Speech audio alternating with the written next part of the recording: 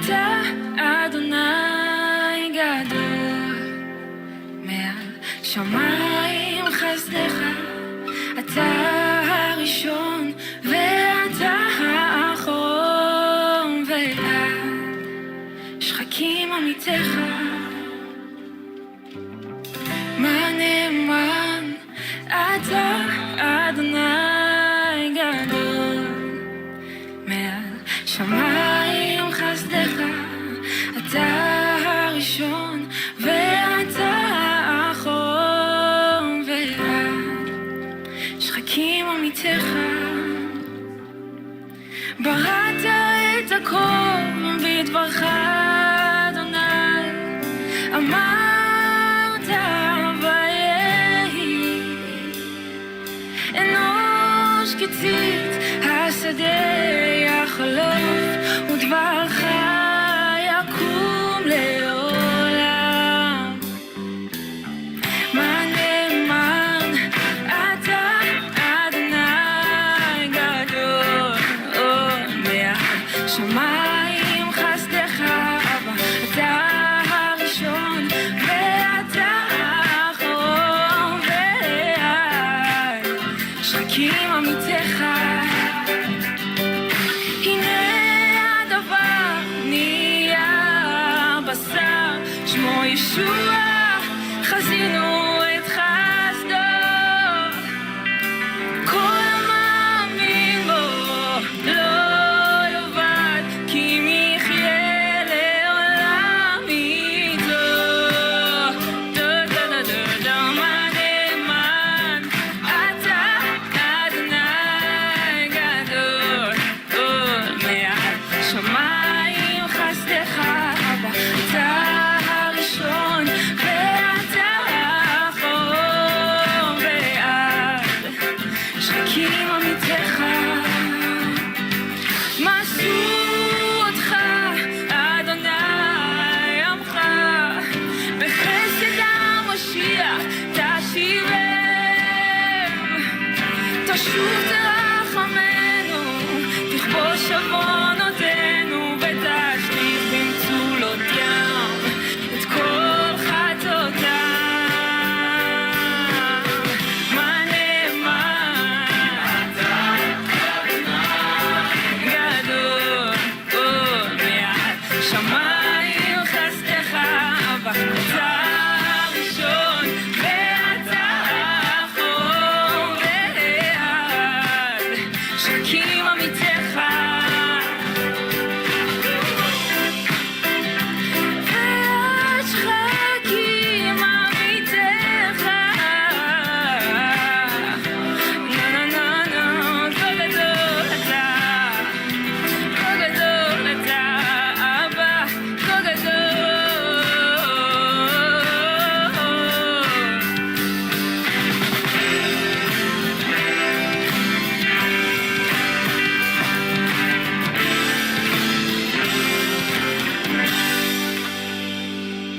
ואני פיסח וליבי נודד, אין לי כוח ברגליי, ואתה בחסד מחזיק בידי, ומוביל אותי לשכון בביתך.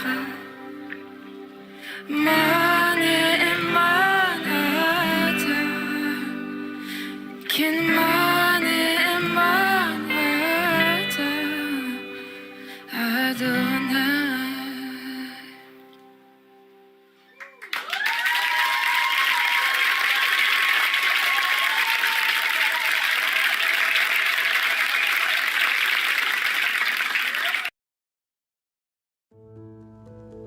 As a family ministry, Hebrew Hawaiian unravels the many hidden things that are shown in plain sight by this world. The two distinct bloodlines that occupy Earth have much to do with the condition the world is in today. Cain's bloodline builds cities, sets up controlling governments, extracts taxes from the people to live on the land, and is only interested in wealth, power, and fame like their ancestors, as well as building underground. The bloodline of Adam is reflected in the remnant, those who follow the commandments of the Most High, those who help others in need, who care for the helpless, the orphans, the widows, the homeless. They grow food and provide housing, physically and spiritually feeding anyone who is brought into their life. Hebrew Hawaiian also goes in deep and studies to show ourselves approved. As our family ministry, we reach extended family members worldwide, not just online, but through our cruise ministry, through our in-person Bible fellowship. And it is our mission as a family to encourage those coming out of the beast system set up by the Cainites and the offspring of the serpent. We are an online ecclesia offering prayer for anyone who requests it. We are joined in ministry with the Garcia family and sacredwordpublishing.com. Study with us weekly on Saturdays at 9 p.m.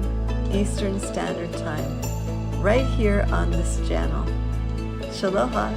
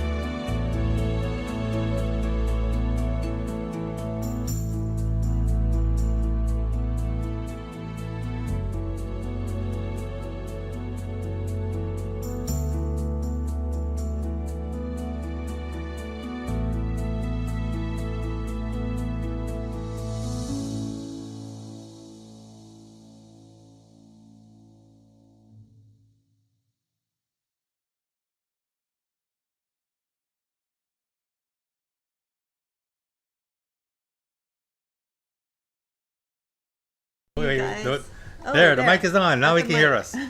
All right. All right. So, how are you doing? I'm feeling very old. In fact, if you don't need to adjust your TV or phones because we're doing this program in black and white. That's true. The green plants are giving it away. We're black and white. Yeah. We're black and white today. The theme today, the memo was black and white. I didn't know that. Kaylee didn't know that. So, but Isaac got it. He got the message. So, but our cat Mello got it also. She's wearing white. And Hanky's true. black and white. That is true. And And monkey. monkey. Yeah. So, shalom, shalom, shalom. How are you guys all doing? Yeah, great to see all you guys in the chat already. Yeah. We had a great read with Digital Readers Club today. We were reading about Jacob's ladder and his vision and his pillow and how he took the Oh, his heart pillow? he took the 12 stones in Legends Yeah. of the Jews, and it talks about how it changed into like a soft couch. So we were saying like maybe like a papasan chair like Kaylee likes, or like a futon or something, because that would be a huge pillow. Or maybe a love seat recliner duet. Like we got a free 99 love seat Yep. recliner a couple weeks ago, so that's cool. I heard that there was a celebrity show up today at the Digital Readers Yeah, Club. we had a celebrity show up Oh. at our Digital Readers Club. A couple of them actually. Oh, named really? Zen and Justin. Oh, the That was Garcias. fun. That was fun. They might be watching us right now. If you guys are, we're still praying for you guys. They're a whole family. Yep. They requested prayer for their whole family. So, Especially their van too, right? and their van. Yes, I hope you're. I didn't ask about the van, but hopefully the van is That's all because great. you're non-mechanical, honey. That's all right. But Yeah. the guys we're talking about the conference, Brick and Clark are going to be bringing their motorcycles. Clark is driving his motorcycle cross country from California to Whoa, Dallas. really? Brick is driving his truck with his motorcycle in there so he can ride around when he's there. Wow. So are you going to bring yours also? My motorcycle? Yeah. I have no motorcycle. I told him you'd be very interested. And Right. Tammy as well. Tammy is a biker as well. Oh, yes. Yeah. Wasn't she one of the original Hells Angels? I'm not sure. I was calling her a very tough biker chick. She's Well, maybe tough. now she's a Heavenly Angel, you know what I mean? So, the new biker club Yeah, gang. she's a Shemayim. Yeah, Shemayim yeah. angel. Yeah. Yeah. So a lot of people in the chat. Hi, everybody. Yeah, Roman, good to Christy, see you Adrian, guys. Brick, Tammy, Terry, Flat Out Truth, Monkulis is Mong, there. Debbie with Seeker. 2 cats. You still 4 short Sherry. because we got 6. 3 misters. Isaac only has 1. He's 1 short. Isaac and Kaylee. One So- short of what? Cat. Oh, one short. Because cat. Debbie has 2 cats. Ah, And Lisa Noble has 6. we make So, up for that. Yeah. Oh, okay, look right there.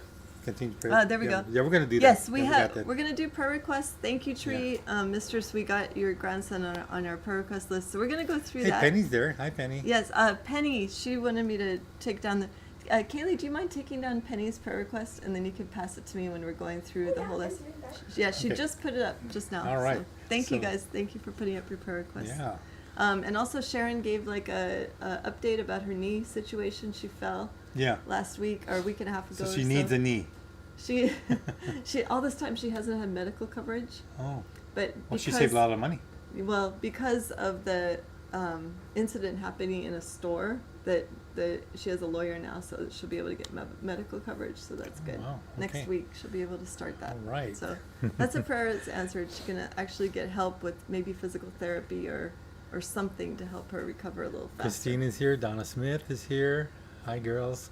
Call you guys girls because, you know, everybody's young in God's eyes. Oh, thank you, Christine. Yes, for those of you who noticed, I decided to chop over here and did some bangs. Yeah. Noble was wondering where his wife was. I said, because- who are you? You're a strange woman. You know, give me back my old wife. No, actually, I like this version. You like the bangs? Just don't tell anybody that I'm fooling around with this bang woman. Oh my goodness. Yes, as I So- have bangs now. Yes, Yeah. thank you though. Thank you for noticing. And yes, we'll continue to pray for Sharon. And Tammy said she changed her ways and she's not the person she used to be. Okay. Okay, so good. We believe you. she don't smoke, she don't ride bikes, she don't beat up boys. Is that what it is? But she's still tough. Oh yeah. She's a warrior of the Don't Most mess High with now. her, man. Don't mess Yeah, with her. She's a warrior. Shucks. Okay, so yeah, Brick's laughing. Okay, so shall we open up in prayer? Yes. Okay, honey. All right. You got the new bangs, you lead us in prayer. Okay. Dear Abba, thank you so much for bringing everyone here to fellowship today with us and to hear Noble's teaching. We ask that you speak through him, Father God, and we'll be going over prayer requests. We ask that you be with everyone who needs prayer and that you hear all of our prayer requests, Abba. We just ask that you continue to bless all those who are here with us today, whether it be across the world or here in person. I ask that you keep us all under your protection. And we just thank you, Abba, for always providing for us. We ask all this in Yeshua's name. Amen. Amen. Amen. All right. So Okay. let's go through some prayer requests here. Is that on the screen?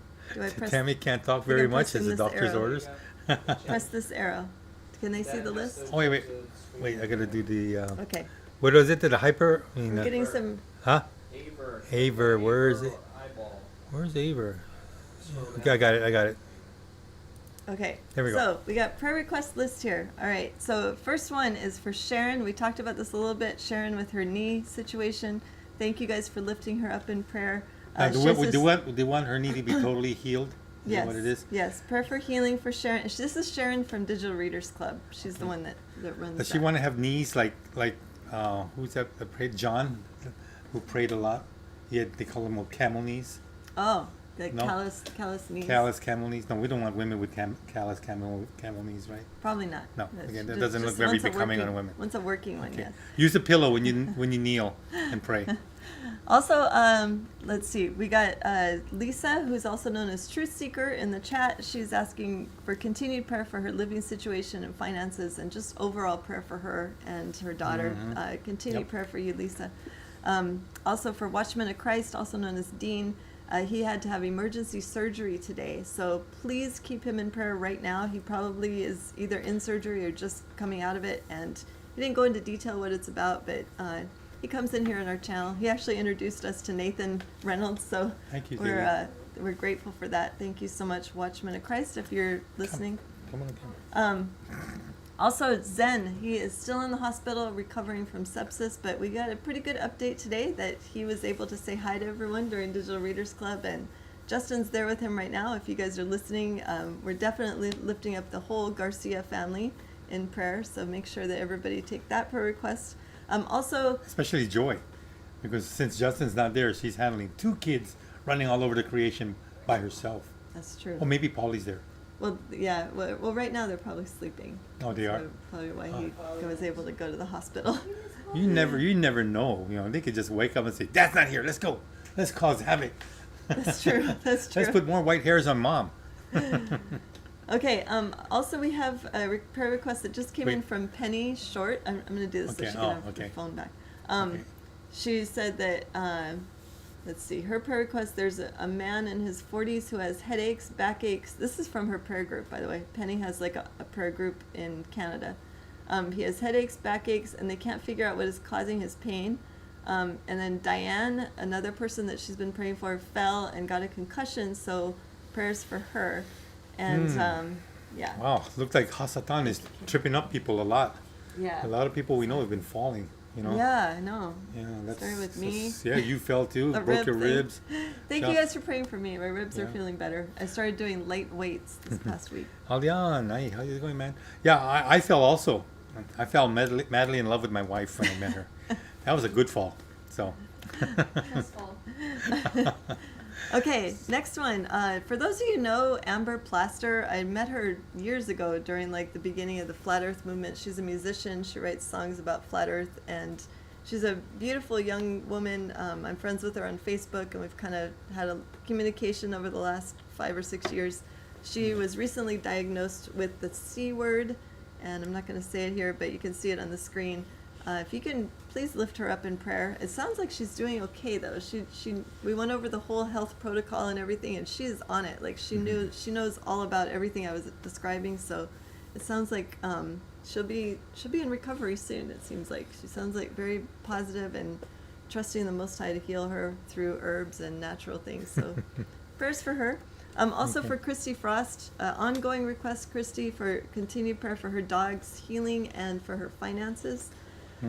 Also for Leonard, he had a stroke several months ago, and he is Stopped continuing sugar to healing. and did this and did yeah, that. 13 pounds. Oh, it's probably more now. Yeah, maybe update it, Leonard, if you're listening Leonard, update. in the chat. That would be good to hear an update from you.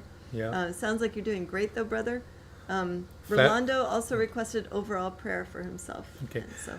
Flat Out Truth. My wife Chelsea and I, Paulino, are starting our podcast, The Flat Out Truth, in the next month, or so we all finish out the studio. Oh, okay. Okay, good. So, Oh, that's good to know. What is- Flat Out Truth. We'll have Yeah. to check that out. Maybe you could send me a link or to our email. Yeah, you guys can also email us throughout the week if you have prayer requests that come up. Send it to biblicalhebrewhawaii@gmail.com, and I check it a couple times a week. So if you Yeah. send a prayer request, then we can mention it here in our show. let's see. Mancula says, "Noble really is the man." Yeah, I am. She did a transgender check on me. Oh my And I gosh. am a man. Yes, you are a man. Okay, do we have Aldian is another that? Yep, page? they're still Yeah. talking. Yep. All right, good. Everybody's happy to see each other. We're going to be definitely happy next year when the conference starts. Yeah. Again, the second one for us anyway. Yeah. So we get to meet some people we haven't met yet, and yet we can also reacquaint ourselves with old friends that we met last year. You know, so Yeah, that was cool. We were talking about that too with the guys bringing their motorcycles, and yeah. how a lot of people feel like we've met them already, but we haven't. You know, like Brick or Sharon, I feel like we know them.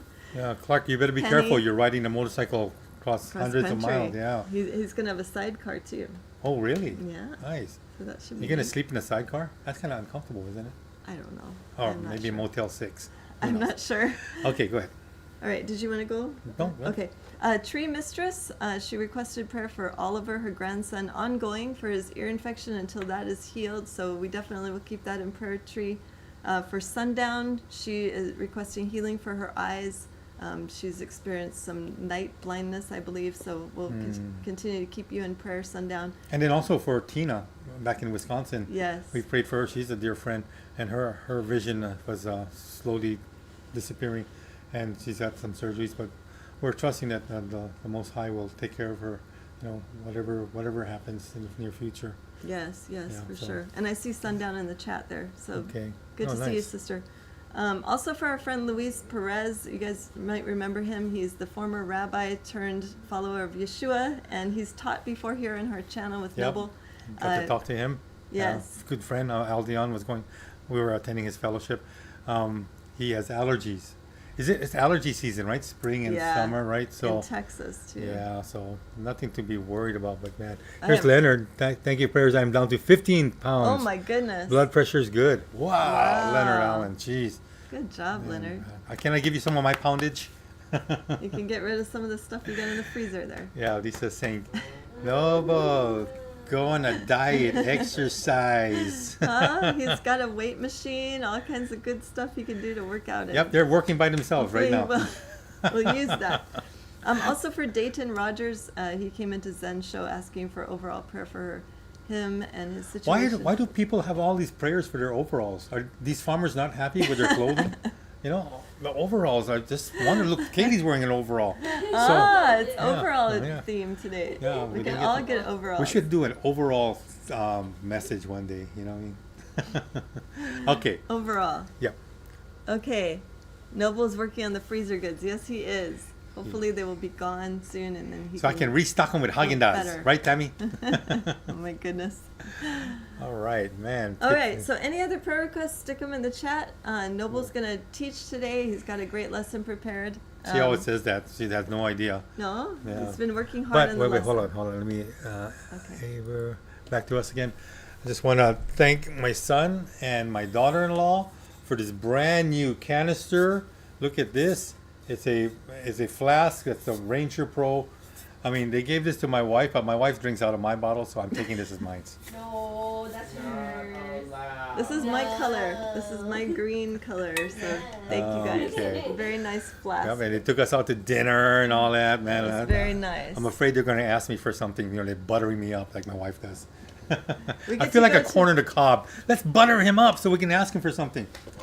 We get to go to my favorite restaurant several Here's our times. early fathers / Oh my Oh, goodness. wow. It's Father's Day tomorrow, everybody. Father's and Mother's Wow, Day. that is Okay, so but let's cool. go to close to the camera so you can see this. Oh Because my I have not even gosh. seen this, so let's see Oh my what it looks like. goodness. So they put pictures of us on here, and behind this thing called Family, His Life's Greatest Blessings. Wow, this is So your this is project. really nice. Good job, guys. Oh my goodness. I'm Yep. gonna take a look at this closer. Look at this, everybody. Wow. Nice So gift. happy. Kaylee made this. No, we both Oh, you Isaac both and- made yeah. it. Isaac and Kaylee Did, made did this Alefi help together. also? She did So actually. nice. supervising. Oh, okay. So to all you fathers out there, again, happy Father's Day. That's for tomorrow, right? So Zen, Justin, Clark. I'm thinking about all the guys that I know, you know, Yeah, Penny's saying happy Rick Father's Day. and just I'm not sure if Leonard's dead. I mean, I'm sorry, you know, I'm just guessing here. I just know you from the chat or from Lisa. So whoever is a father out there, you know, Yeah, we did a photo shoot at the beach a couple months ago, so that's what all these pictures are for. If you want to see this up close, you can go to my Facebook page. I have some of these pictures up over there from a couple months ago too. Yeah. Or Kaylee's Facebook. You have some on your Facebook, Oh, right? I didn't post anything. Oh, not yet. Not Okay. yet. Isaac, not yet. okay, we have a prayer from Terry. It's peculiar. Prayer Yes, for prayer clear request. lungs that are the Okay. nodules are removed or disappear. Yes, we will All right, Taylor. definitely lift it up. Okay. Terry with one R.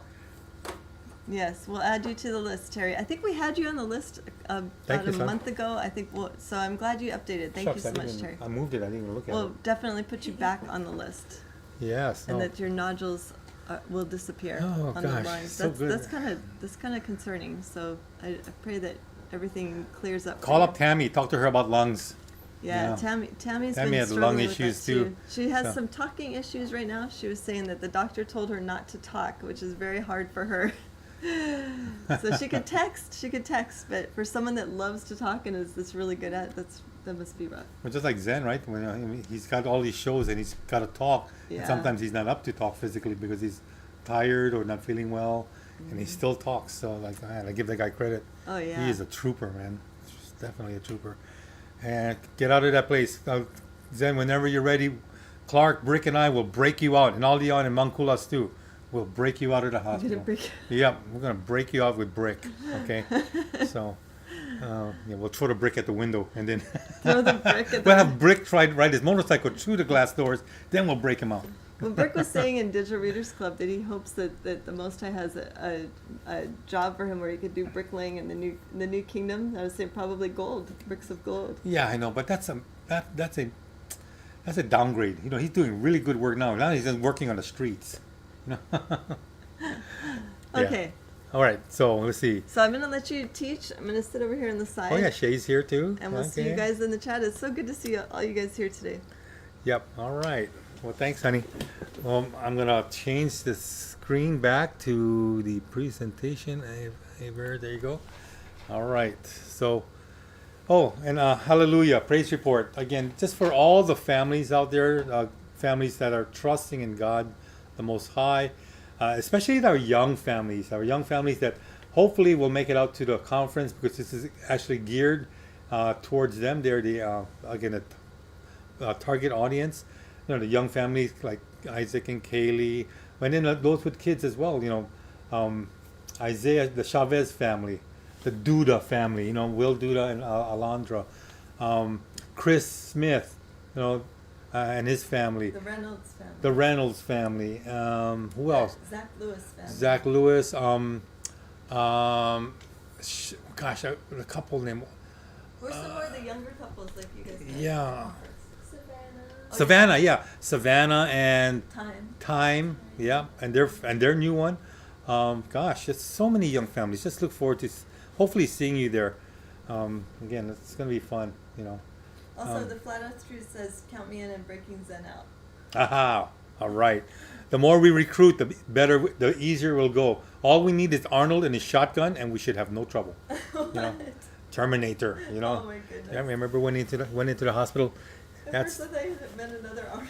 no Arnold Schwarzenegger. You know. Arnold Let's from get the Israel. let's get the governor of California out there, or the former Oh my governor. You know. goodness. All right. So with that, again, you know, it's been brought to Lisa's attention and my attention that a lot of you out there are asking, what is the best Bible to get? You know, and that's really a good question, because, you know, why do you want to spend tons of money? I mean, Bibles are not cheap. You know, anybody that bought the Sefer Bible, man, you guys are. It's almost like a student loan, you know, for university. Over Still $200, paying, still yeah. paying for that thing, right? Yeah, that's a very good question, and I'm gonna actually go into some backstory. You know, I love to do backstory, because in understanding what is the best Bible to get, you need to understand who wrote it, who wrote it, when it was written, and what kind of agenda do the authors have? Yeah, you always have to ask that. I'm not talking about the original authors. I'm talking about those so-called people that will take the Bible and copy it and reprint it, or even fabricate their own Bibles. The New World Translation, most of you know what that is. That's the Yehovah Witnesses Bible. And then, you know, you got the Latter-day Saints that have their Pearl of Great Price You got along. the New Jerusalem, the Catholic one. The New Jerusalem Catholic, and there's so many versions out there. But what is the best Bible? And so I'm going to attempt to answer this, but this is not going to be a quick answer, because this is, you notice on the title, Episode 1. This is going to be a multifaceted discovery into what is the best Bible. And again, hopefully I can answer that question. I may be wrong, you know, and forgive me if I am. You could always question what I teach, and I actually look forward to that, because, you know, I do not know it all. But from what study and research I've done, I want to present the best possible answer for you all.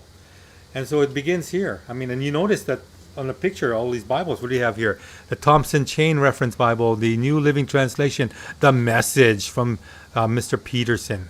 That's a crazy translation. The New King James Version, and then the good old King James, the KJV. I mean, they come in all forms. What is the best Bible? You got the NASB, the ISR.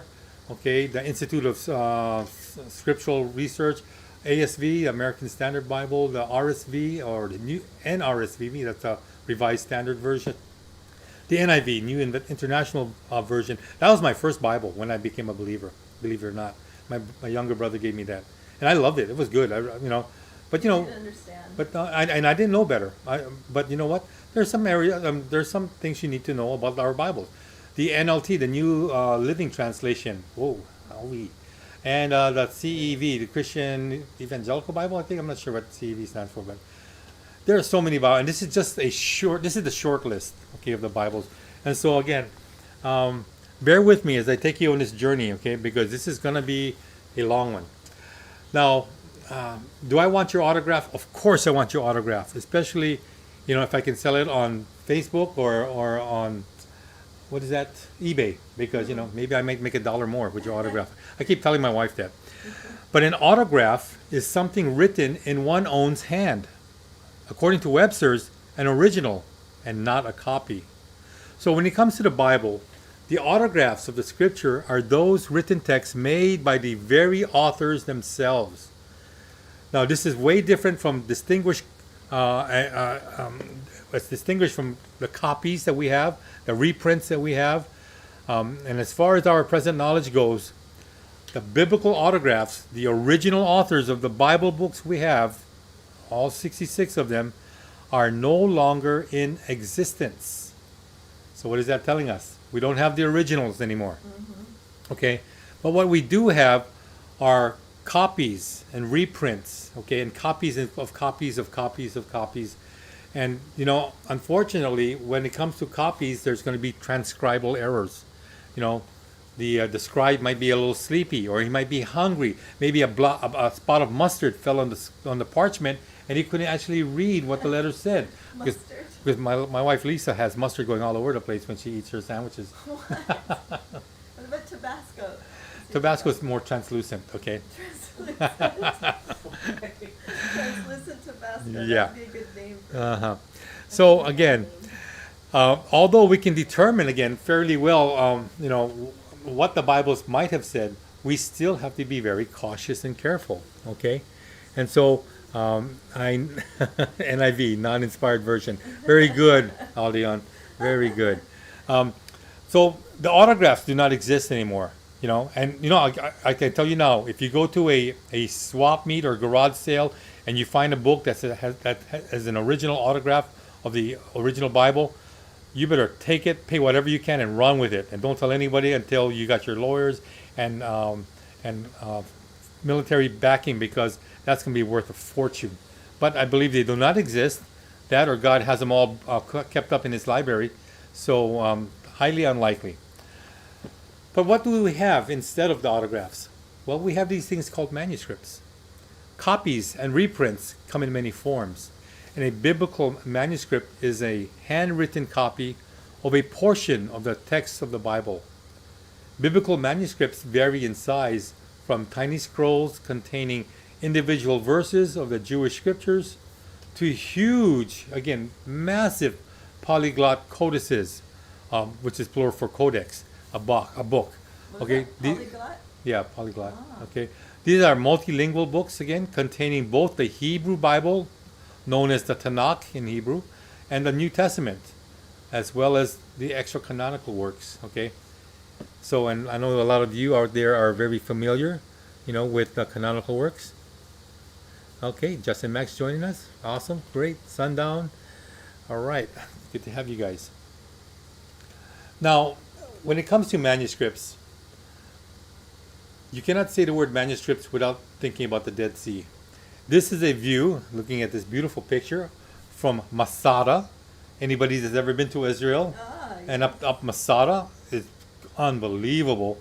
And then when you look up on top of Masada, you can see the Dead Sea, and you can see here in the picture, it's in the background, And what is so important about the Dead Sea? Well, the Dead Sea, again, was where, a lot of these so-called ancient texts were found. And here is another picture of Masada. Again, and one of the sites, Masada actually was one of the sites where some of the Dead Sea Scrolls were found. But the majority of the Dead Sea Scrolls were found in Qumran. Okay? Qumran again is the place just a little bit southwest from where Masada is, and this is where all these caves were existing. And you heard the story about the shepherd boy throwing rocks, trying to share his goats back to the herd. He threw it in a cave and heard something break like a pot. He had all of a sudden this tragic memory of him breaking up his mother's pot and how she beat him for that, and he was already panicked out. But he said, I'm going to go investigate and see if I really did break it. And what did he do? He discovered some old papers. Didn't know what it was, so he had to use the bathroom, use some of the paper, and that's my story, okay? But unfortunately, I should say fortunately, he brought some of the paper back home because they were short of toilet paper, and he showed it to an antiquities dealer.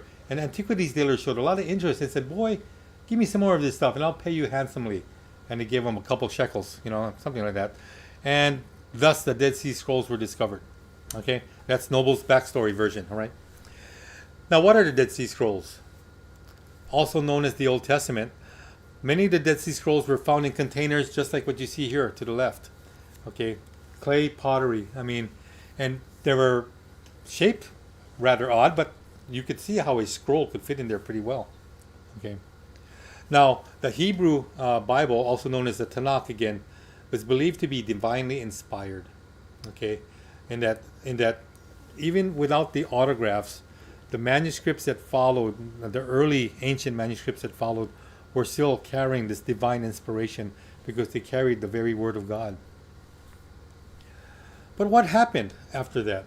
What happened when the Dead Sea Scrolls were discovered? What happened to the Bible in essence? I need to take you back even further.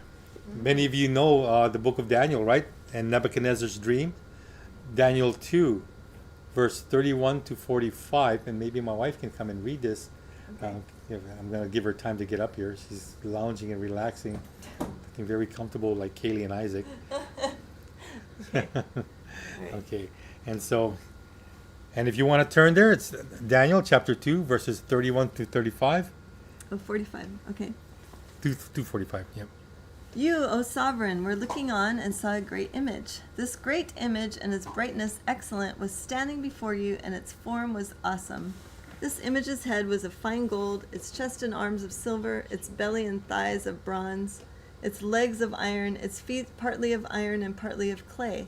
You were looking on until a stone was cut out without hands, and it smote the image on its feet of iron and clay, and broke them in pieces.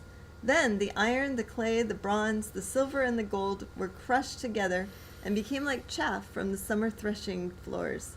And the wind took them away, so that no trace of them was found. And the stone that smote the image became a great mountain, and filled all the earth. This is the dream, and its interpretation we declare before the sovereign. You, O sovereign, are a sovereign of sovereigns, for the Elah of the heavens has given you a reign, power, strength, and preciousness. And wherever the children of men dwell, or the beasts of the field, and the birds of the heavens, he has given them into your hand, and has made you ruler over them all. You are the head of gold. And after you rises up another reign lower than yours, and another third reign of bronze that rules over all the earth. And the fourth reign is as strong as iron, because iron crushes and shatters all. So, like iron that breaks in pieces, it crushes and breaks all these. Yet, as you saw the feet and toes, partly of potter's clay and partly of iron, the reign is to be divided. But some of the strength of the iron is to be in it, because you saw the iron mixed with muddy clay. And as the toes of the feet were partly of iron and partly of clay, so the reign is partly strong and partly brittle. And as you saw iron mixed with muddy clay, they are mixed in themselves with the seed of men, but they are not clinging to each other, even as iron does not mix with clay. And in the days of these sovereigns, the Elah of the heavens shall set up a reign which shall never be destroyed, nor the reign pass on to other people. It crushes and puts to an end all these reigns, and it shall stand forever. Because you saw that the stone was cut out of the mountain without hands, and that it crushed the iron, the bronze, the clay, the silver, and the gold, the great Elah has been made known to the sovereign what shall be after this. And the dream is true, and its interpretation is trustworthy. Thank you, my love. Thank you for reading so well. Again, a mountain cut without hands. Funny how when God asked the patriarchs to build him an altar, but not to use anything to cut it with metal or whatnot, but have natural stones. Something to that, that. So the head of gold, again, known as the Babylonian Empire, resulted in the Israelites learning to live like the Babylonians. They had to, again, meld into the culture and lifestyle. They were to learn the law, the culture, the way of life, and speak Aramaic during their 70-year captivity. Now we skip the second part, the silver chest, and go right to the bronze belly and thighs. This was known as the Greco-Macedonian Empire of Alexander III, or also known as Alexander the Great. This empire changed the life of all the conquered nations, the nations that, again, this empire took over. Every vassal nation was forced to adopt and learn Greek philosophy, Greek ideology, Greek culture, Greek customs, Greek language, and even the Greek foods. Man, I know my wife loves the shawarmas, there. So, again, the Euros. Alexander III, also known as the Great, died at the young age of 33, leaving the Greek Empire to his 4 generals. Okay, Antigonus, Cassander, Ptolemy, and Seleucus. These were his 4 generals, and these generals divided up the gigantic empire that Alexander had conquered. And now, with the 4 of them ruling in their own respective regions, they again felt like they got their pay raise for all that they did for Alexander. One general, however, in particular, was Ptolemy, a Macedonian who was again one of Alexander's most trusted generals and confidants. He won the control of Egypt from his rivals and declared himself its ruler.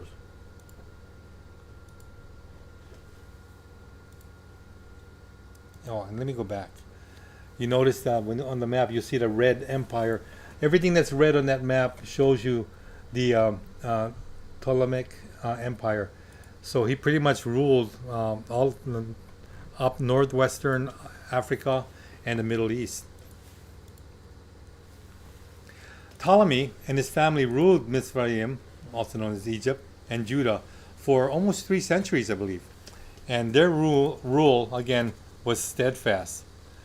The rulers of the Ptolemaic dynasty adopted the title of pharaoh and commissioned many public monuments of themselves in an Egyptian style of dress to gain legitimacy and the support of the native Egyptians. Again, they wanted to blend in so that the people would accept them, but at the same time, they also, again, brought in other things. And here we go. In many regards, the rulers maintained many of their Hellenistic traditions. Hellenism, again, is that Greek lifestyle, okay? And so not only were the Ptolemies blending in with the Egyptians, but they were now also, again, exercising their Hellenistic traditions, because this is what they did with the world that they conquered. Everybody now would know the empire of Alexander because of the Hellenistic traditions that were brought forth. The Ptolemies insisted upon the primacy of Greek within their empire, while at the same time skillfully placing themselves at the center of Egyptian society and religious life to, again, secure their rule that would last for over 3 centuries. In the next few centuries, Egypt, especially the new capital of Alexandria, became a nexus of Hellenistic culture and emerged as the wealthiest and strongest of Alexander's successor states. Anybody been to Egypt? No. Lisa and I have, and who else went there? Mom and Isaac? Isaac's been there? Yep, to Egypt. Yep. Yeah, your mom. Man, that was crazy. I mean, We're that, from Hawaii. yeah, that was. We went there twice. The pyramids were pretty big. I was thinking about scaling them, but I said, nah, I better not. We rode camels. We Yeah. sailed across the Nile. Yep, We were yep. in denial. Yep, we were. Lisa's still in denial. Okay. In 295 BC, Ptolemy started the Great Library in Alexandria. And this is Ptolemy's second Ptolemy II, again, the son of the general. And this library, again, was going to be a phenomenal library. The library had 10 great halls, 13 lecture rooms. That's kind of like going to a convention center, right? And about 700,000 scrolls, at least 700,000 scrolls This is the Library of Alexandria. of Alexandria in Egypt. Remember what Yeah. we read about that too? About Yeah. the carpet? Yeah, yep. It's like- Lisa wants to share a little mysticism about Oh. the library in Alexandria. Well, it's not. I don't know. Mysticism. It's an actual report of. I can't remember who was in there. Maybe Ptolemy, or Pliny. One of those guys that they wrote a description of the Library of Alexandria, and I thought it was so cool because I was really into studying about Tartaria and the lost technology and the free energy and all that stuff. And they said that when you go into the library, it was shaped kind of like a pyramid on the inside. So kind of, I'm thinking of like the Luxor in Las Vegas. The Luxor Hotel, how the rooms are all kind of like sideways. Well, it's inside going up to the top of a pyramid. Yeah, and you right? take like this elevator that goes like sideways. Angled, like, yeah. Yeah, it kind of angles. But in the Library of Alexandria, you go in and check in, and they give you a carpet that has like electromagnetic kind of stuff on the bottom of it, and you could just lay on the carpet, and you can rise up to the top, and so you can read books just laying on this big carpet they give you, and then so it's kind of like the magic carpet. That It's they a show in the levitating Bible. carpet, huh? Yeah, but it's not like mystical. It's like connected to electromagnetic. Well, it's probably stuff. had maglevs underneath there. Yeah, something like that. I don't know. I don't know that tech, but I think it's pretty cool. Yeah. And Well, that's probably why they destroyed it, because they didn't want everybody to know that they had that type of technology, even back in the days before Yeshua. Like, that was from a long time ago. It's yeah. more than we have today. Yeah, and again, it was something that Ptolemy II wanted to do, is have the best available to him. So in 282 BC, Ptolemy II asked the temple high priest in Jerusalem if he could provide bilingual scholars who could translate the scriptures from ancient Hebrew into Greek. This was not only for the benefit of the many Greek-speaking Israelites and others in the empire, but also because he was collecting all the great works he could find for this most important library. Tradition holds that 70 scholars were selected and went to Mitzrayim, Egypt, to fulfill Ptolemy's request. Some will say it was 72 scholars, which makes sense because 12 tribes, right? 12 tribes, 72, Yeah. right? It divides up easily that way. But nonetheless, at least 70 scholars were selected, okay? And the translation from ancient or Paleo-Hebrew to Greek became known as the Septuagint, meaning 70, and is written today as the LXX. That's the acronym or the abbreviation for 70. Septuagint. The LXX in Roman numerals is 70. Today, any translation can be called a Septuagint, but this ancient original one is the Alexandrian Septuagint. This is the original Septuagint, not to be mistaken with any other so-called Septuagint that came afterwards, especially after 70 AD. Okay.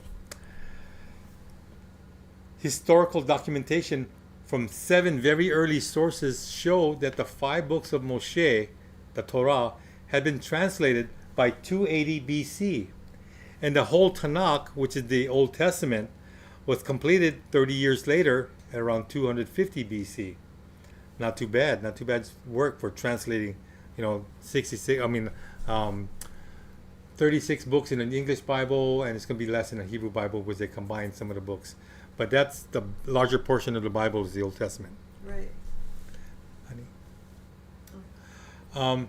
Copies from this original Septuagint immediately began to be distributed to Greek-speaking Israelites in Mitzrayim, in Yehuda, and around the world who met to read and discuss the scriptures in the common language, not meant, but met. So here, when you look at this illustration of the Septuagint, the LXX on the left, you can see again it was commissioned by Ptolemy II from 282 to 246 BC. And again, a major undertaking 70 scholars at work individually. And I think there's a legend has it that he met with the 70 scholars individually and had them separately in rooms so that they can translate certain books, and he would match them up with each other, only to find that they all translated the same thing in Greek, which shows the consistency of the scripture.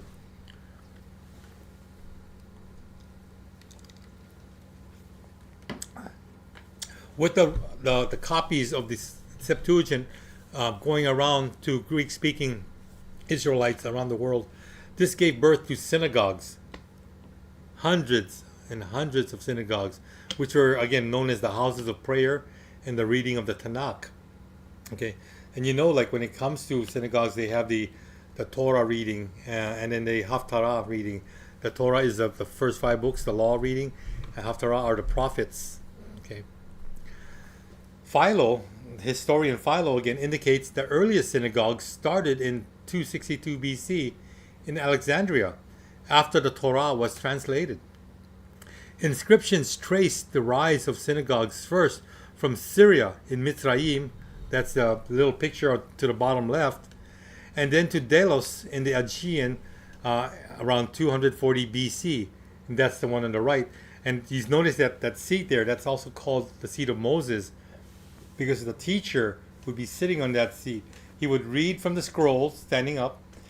Then when he was done reading from the scrolls, they would take the scrolls, kiss it, put it back in the ark where it belonged for its safekeeping, and then he would sit down in Moshe's seat and start teaching and commenting on what was just read.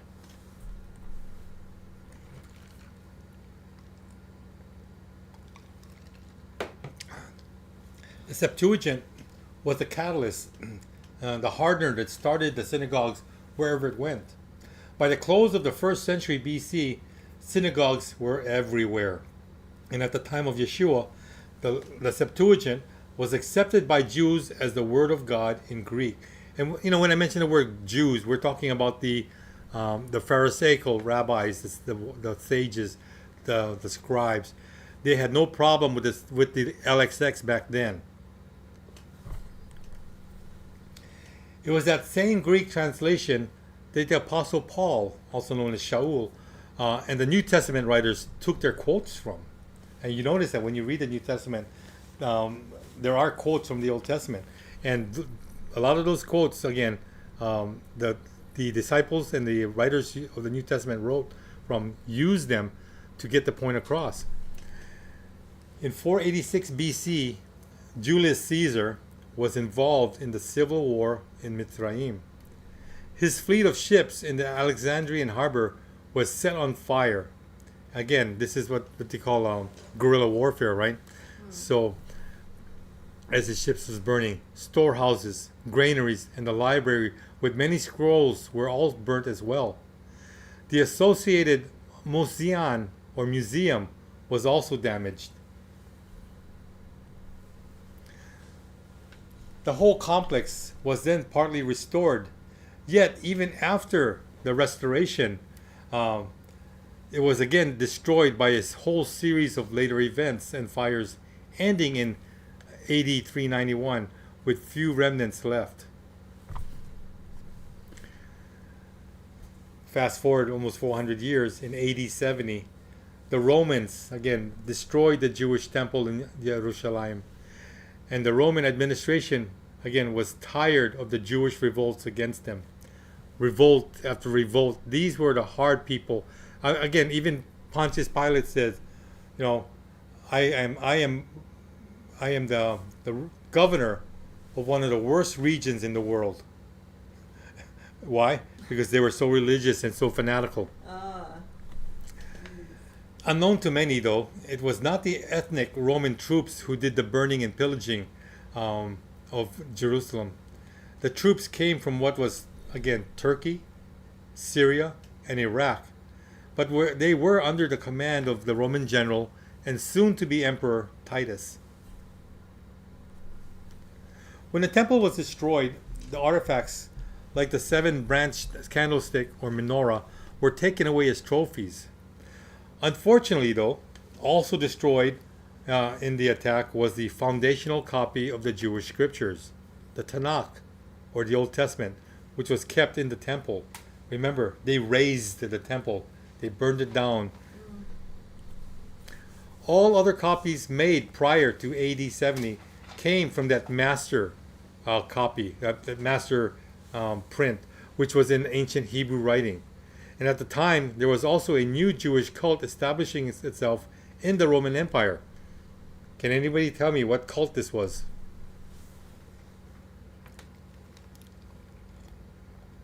Not Catholicism, right? This group believed that Yeshua of Nazareth was the Messiah, the Mashiach, or Christ, who had been crucified and risen from the dead They called it. and was going to return to establish his kingdom. Now you got to remember, the word cult can be misleading. Yeah. Cult means a group of people that believe in something. You know, it's not a bad word. It's not a good word. It's just a word that describes religious believers. Okay, and so the cult was also known as the Way, right? And this group again just happened to be forming because who was there at the time? Yeshua, and he was doing his ministry. They used, again, the Christians used the Jewish scriptures as proof of these claims. You see, these Christians were rapidly increasing in numbers, particularly among the non-Jews, known as the Gentiles.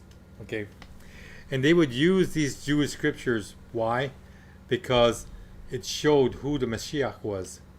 So the destruction of the scriptures and the rise of Christianity happening at the same time are important because of both around AD 100. Around AD 100, Rabbi Akiva, okay, it's spelled A-K-I-B-A but pronounced Akiva, decided a new foundational copy of the Jewish scriptures needed to be created. Remember, the original one was burned in the temple. He did this along with a number of assistants because he could never do it alone. And although this is called a copy, it must be understood that this was a new foundational scripture that contained a number of changes from the text existing prior to AD 70.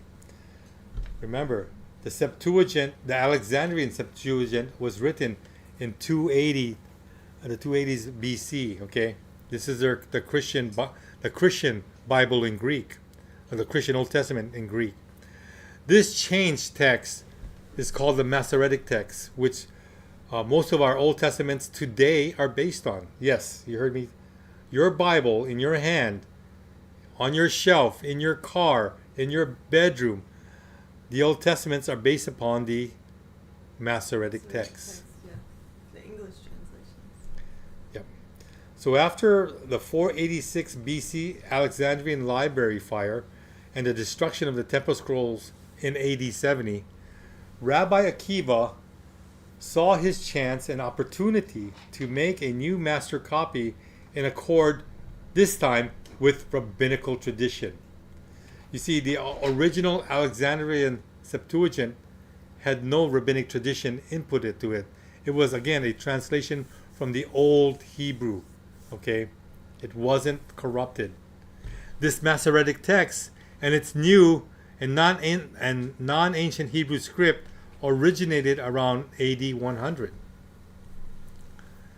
Soon after, Rabbi Akiva also had his student, his right-hand man, Aquila, produce a Greek copy of the Masoretic text, which he issued in AD 128. This Aquila is not to be confused with Aquila and Sapphira in Priscilla. Priscilla. Yeah. Priscilla and Aquila in the New Testament. Totally different Aquila, okay? This Greek copy of the Masoretic text is often called a Septuagint, although it was distinct from the original Alexandrian Septuagint. So again, not only did they make a new Hebrew text, they made also a brand new Greek text. However, archaeologist Siegfried H. Horn pointed out in the Old Testament text in Iniquity that Akiva's, not Akira, Japanese going on over here, Akiva's team had taken action by AD 130 to what? This was a sinister plan. Their plan was to destroy all the older texts, especially those written before 70 AD, so that the only Masoretic and its Greek counterpart would survive, and that would thus be the text that they would use to teach the people. They wanted to get everything in history taken out of the way. Fortunately, some Paleo-Hebrew and Septuagint texts were not destroyed but hidden prior to AD 70, well before Akiva's sinister plan. These ancient scrolls were part of the Dead Sea Scrolls in the Qumran caves.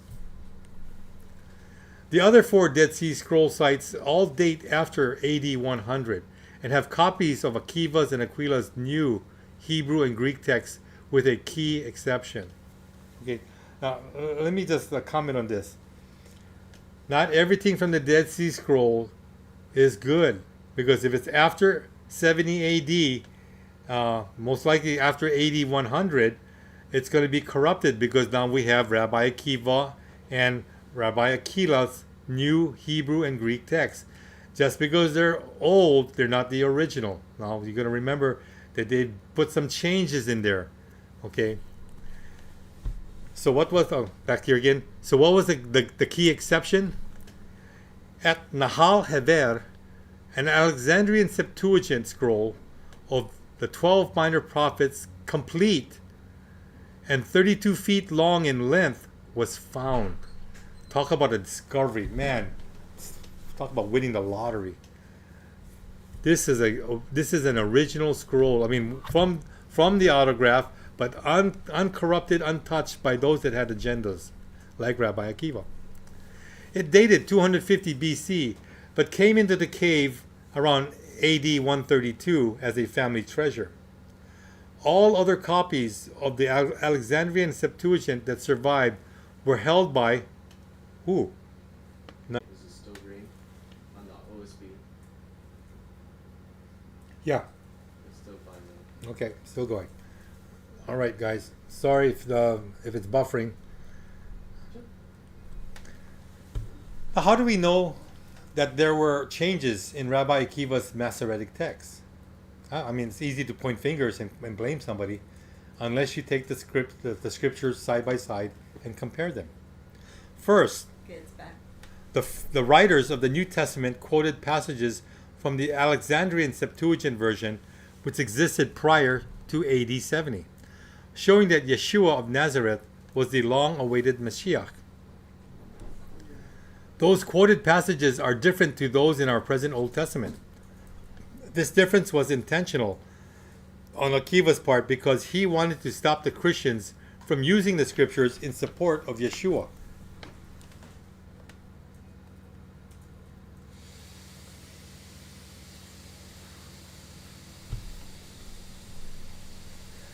If you turn to your Bibles, the book of Hebrews, New Testament, chapter 1, verse 6, you'll find what's written there. Okay? Yeah. Can you, honey? Lisa's going to read for me again. All right. And again, when he bringeth in the first begotten into the world, he said, and let all the angels of God worship him. What version? That's KJV. Okay. The reference for this passage comes from Devarim, also known as Deuteronomy, chapter 32, verse 43. So now we turn to chapter 32, verse 43 in the King James Version. Okay. It says, Rejoice, O ye nations, with his people, for he will avenge the blood of his servants, and will render vengeance to his adversaries, and will be merciful unto his land and to his people. That's KJV Whoa. again. Yeah, that's the same KJV, but it doesn't line up with, No. and let all the angels of God worship him in Hebrews chapter 1, verse 6. Yeah. That's very peculiar. Now let's look at the Septuagint, Alexandrian Septuagint prior to AD 70, and there's the very same passage in Deuteronomy chapter 32, verse 43, was it? Yeah, 32, 43. Okay, read that now, Lisa. Okay. Rejoice, ye heavens, with him, and let all the angels of God worship him. Rejoice, ye Gentiles, with his people, and let all the sons of God strengthen themselves in him. For he will avenge the blood of his sons, and he will render vengeance, and recompense justice to his enemies, and will reward them that hate him, and the Lord shall purge the land of his people.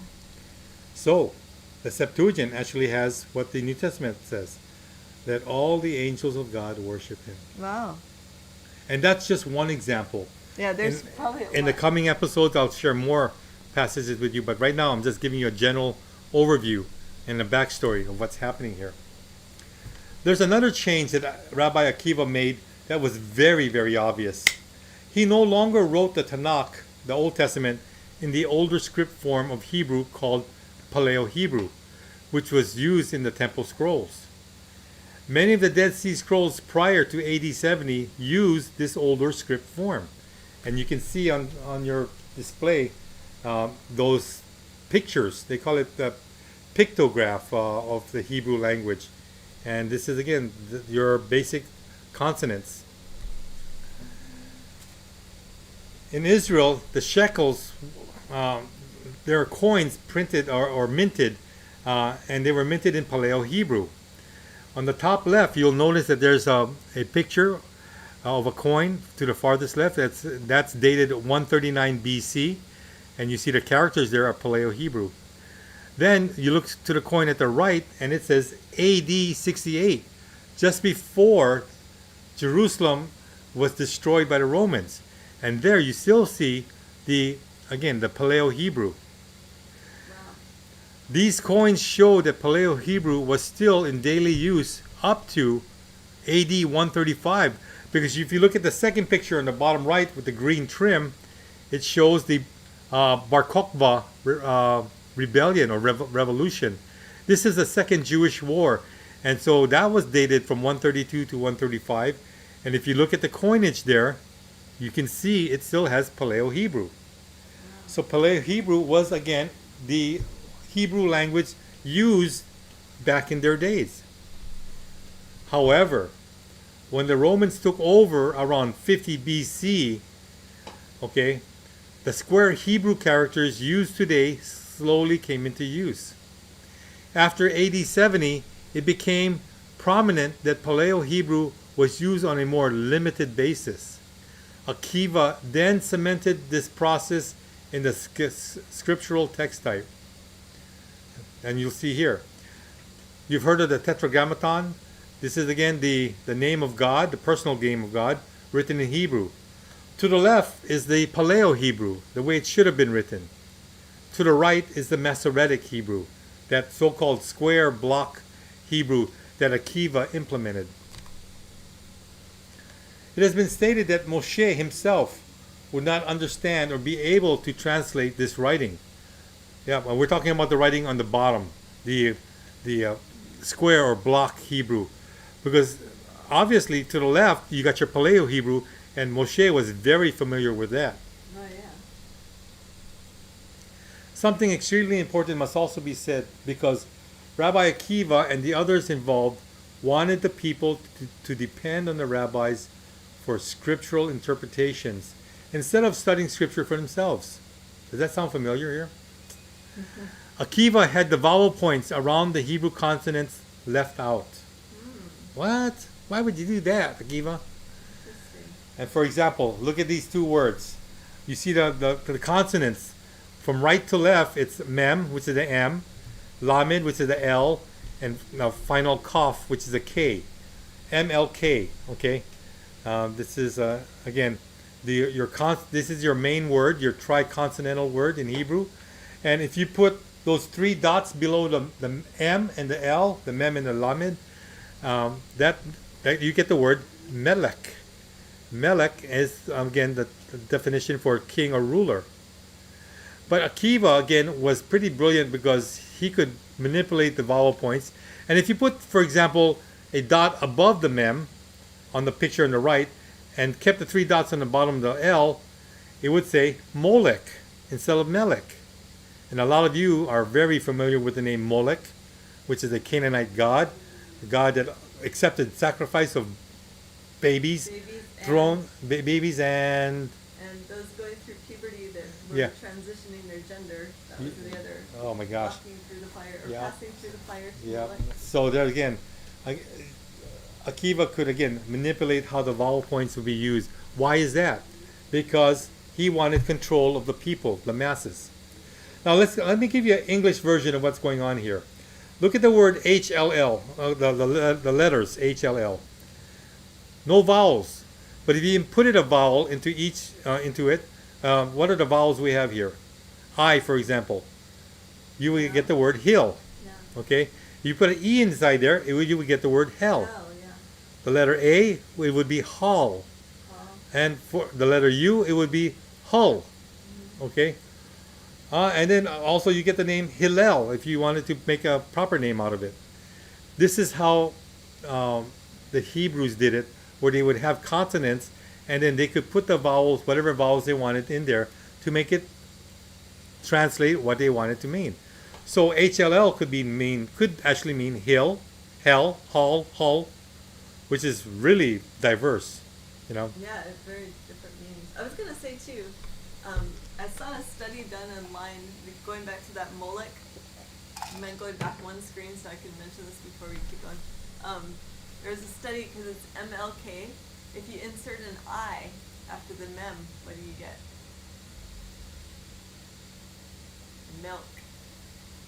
And milk is totally different in English than in any other language. So I think, you know, that those ads that they were always with celebrities do that says "got milk" and they have like a milk mustache. Right. I think that that's like a reference to Moloch, because That's what they worship. Yeah. Moloch. So all those celebrities you see with those milk mustaches, they're actually doing that in homage to Moloch instead of like. I always wondered, why are they Ooh. advertising milk? Like, it doesn't make any Spooky. sense. Yeah. Spooky. Okay, well, thank you for that extra information, Lisa. So in closing, Akiva then put the rabbis in control of what the scriptures meant, since they were responsible and are the authorized representatives from God with the oral traditions. Remember, anything that says oral traditions, okay, Pharisaical tradition, that's got an agenda attached to it. They alone knew what vowel points belonged where, and thus would manipulate the interpretations of God's infallible word. They put themselves squarely between God and the people. The vowel points were not added until 800 years later, then mainly on the basis of the oral tradition. So again, you see how this is playing out to serve those that believed in the oral tradition. That picture again is an old picture, but not that old, but it kind of shows you what it's all about. What is that?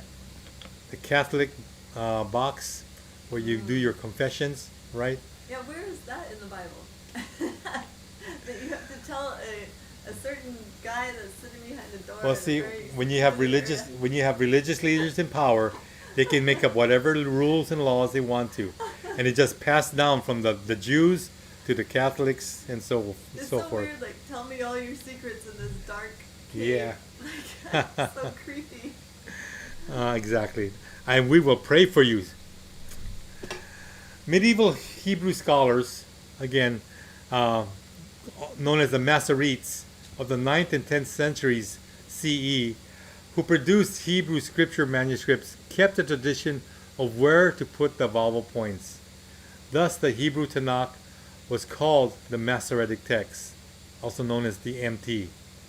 All right? And then that's very suspect with that symbol of that star. Yeah, the Star of David, supposedly. It's The heck, the Star of Molech. that right? Star of Molech. You notice that this picture shows the Masoretic text, and on the bottom it says Leningrad Codex. The Leningrad Codex, again in Russia, was dated to about 1000 AD, again, and is the complete Old Testament. It's one of the few complete Bibles we have in the Old Testament. And so you need to understand that most of our Bibles, our Old Testaments, are taken from the Leningrad Codex. Really? And the Leningrad Codex was taken from the Masoretic Masoretic text. text. So when you ask what is the best Bible to get, well, right off the bat, your Old Testament is subject to corruption, and it's very questionable.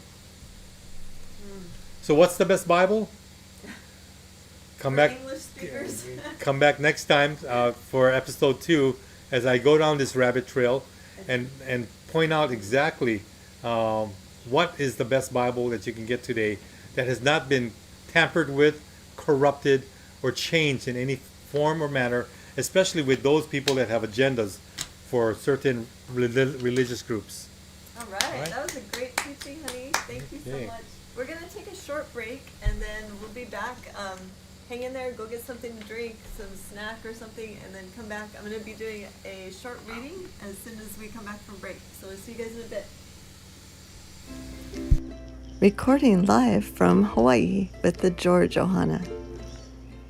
After reading through the Bible so many times in my life, it always seemed that there were some pieces missing, such as Genesis 6, the giants. There's mention of giants in the Old Testament, but not as much detail as I would have liked. In fact, there seemed to be more truth in the media and in movies as far as the actual height and stature of these giants. But I always was hoping that there would be other texts available so that I could learn and read more as to exactly who these giants were and how they related to what's going on in the world today.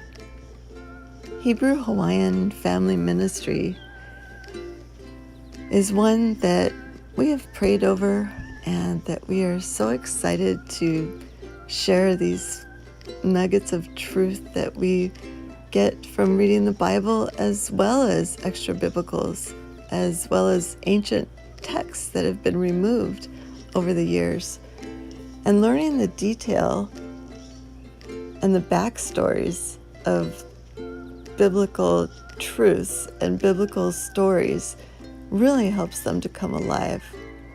We would love to have you join us and be a part of our ministry as we review the ancient languages of Hebrew, Aramaic, Greek, and as we read through the additional material now available to us in English that gives such a deeper meaning to biblical accounts such as the golden calf, the 10 Commandments, and the giants, and how they still play a role in our lives today.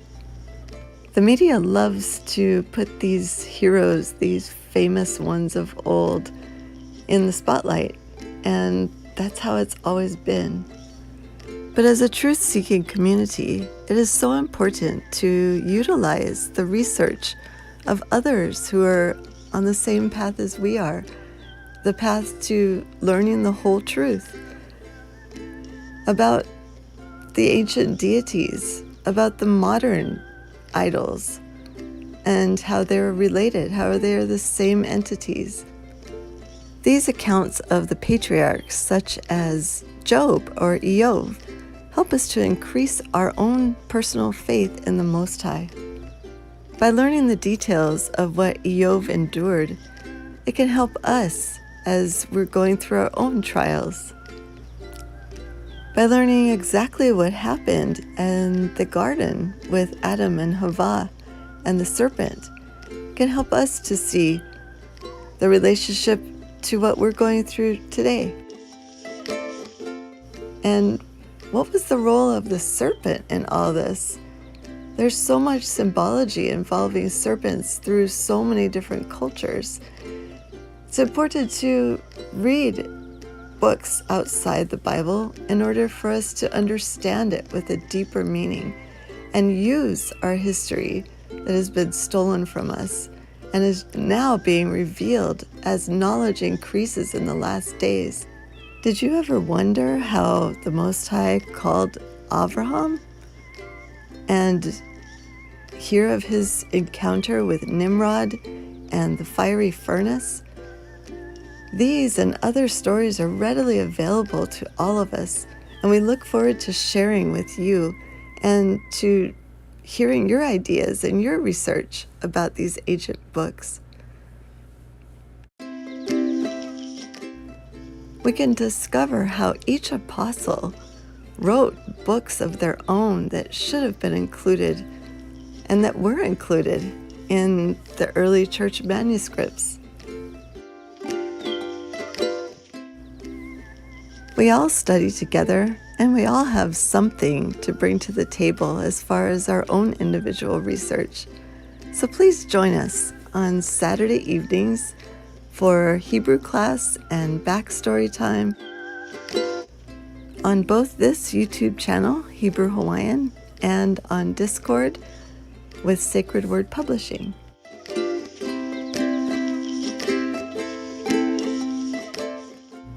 We look forward to studying and learning together with you as an online ecclesia, our extended ohana, as we support each other in a world where truth is very hard to find.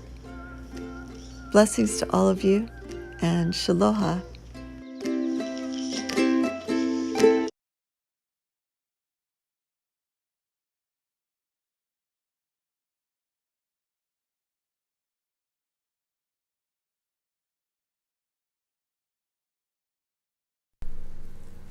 Oh, we're on. Hi, everybody. Thank you, Isaac. Welcome back from break. Wasn't that a great teaching from Noble? I'm really excited to learn about all these different Bible translations and to have answers for people. I've had so many people in social media constantly asking me which Bible is the best one. And I hate to send them the wrong way where you tell somebody, oh no, go read this Bible. And then in the English translations, there's so much to be desired, right? Like it's just, there's always going to be discrepancies, and I hate to recommend Bibles for people and not knowing their background, because at least if you recommend a Bible for someone and you can tell them a little bit about the manuscripts that it's taken from or who translated it and about several things that are wrong with the translations, like the King James inserting unicorn into the Old Testament 9 times when it's supposed to be like an ox or a ram, and they put unicorn in there because of the royal symbology and all that. I think we're planning to do a show on that next week. Noble and I had something kind of lined up for this past week, but we're going to do it, I think, next week, Wednesday, maybe 2 weeks. We'll see. We have like a teaching lined up on that. And Gary Wayne actually has an entire chapter in his brand new book, The Genesis 6 Conspiracy Part 2. Chapter 20, I believe, is dedicated to that whole topic about the unicorns and where that symbology even came from. But okay, so Tammy's asking why we can't see you. Oh. Can you put that lever off? No. She don't want it. Well, I don't mind. Yeah, you can actually put She it. did her hair. I'll say her hi. bangs are looking nice. You No, I can do it did. now. Yeah. It's not that. But I don't mind. If you guys want to see me, here we go. I'm going to be reading. Tammy. Thank you, Tammy. Hi. Auntie Tammy. Hello, I am here. Okay, so I'm going to be doing a reading. I actually wanted to show this book anyway. This is the book that I'm going to be reading from. Noble mentioned about Alexander and the Library of Alexandria. What? The birds and the bees. Oh. Book of the bee. Oh, yeah, the Sorry. Book of the Bee. This is an Arabic author, but he was a believer, and he has a lot of really interesting information in here that we don't get in the Bible. So I really appreciate this book. They also have this at Sacred Word Publishing. It's edited by E.A. Wallace Budge. This is kind of a common editor for extra biblical books. So again, I'm going to be reading from chapter, what is LIV in Roman numerals? LIV is 50. No, yeah, 54. 54. Okay, so chapter LIV in Roman numerals in here, which is 54 in our numbers. And this chapter is titled Of Gog and Magog, who are imprisoned in the north. I think it's really interesting, this part of it especially, because it describes what happened when Alexander was actually the king and the entities that they actually had on earth at that time. I mean, they're still here. I think most of them are underground, but this gives us an idea of what is going on in the north and why we cannot see the North Pole. Okay, this is called Of Gog and Magog, who are imprisoned in the north. When Alexander was king and had subdued countries and cities and had arrived in the east, he saw on the confines of the east those men who are of the children of Japheth. They were more wicked and unclean than all other dwellers in the world. Filthy peoples of hideous appearance, who ate mice and the creeping things of the earth, and snakes and scorpions. They never buried the bodies of their dead, and they ate as dainties the children which women aborted and the afterbirth. Yee. People ignorant of God and unacquainted with the power of reason but who lived in this world without understanding, like ravening beasts. Okay, now think of yourself. They said that these are of the children of Japheth. Would these have been creatures created by the Most High that are doing all this? Would these be heavily infiltrated with other types of creatures? I think, in my opinion, we're going to read a little bit more about what these creatures were like, but they were DNA combos of the Nephilim after the flood, which is something Gary Wayne goes into in his book as well. That's also another link to unicorns. Unicorns were also part of those DNA combined creatures that were not made by the Most High. I mean, the animals that they used the DNA combos from were created by the Most High, but he didn't mean to have all of the different species combined. That's not part of his plan.